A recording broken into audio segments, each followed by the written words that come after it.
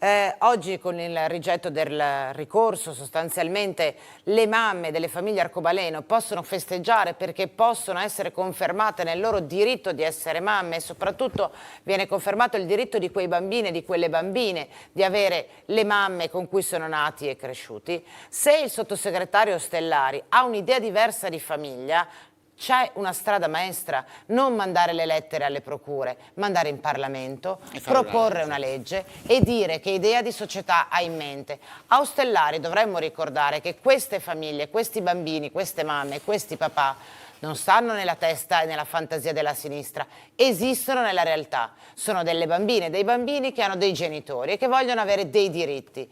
Il sottosegretario Ostellaro spieghi a quelle bambine e a quei bambini che la famiglia in cui sono cresciuti non esiste. Quando avrà fatto questo avrà diritto di parlare, altrimenti è solo un sottosegretario che non si assume la responsabilità davanti a queste persone di dire quali sono i loro diritti.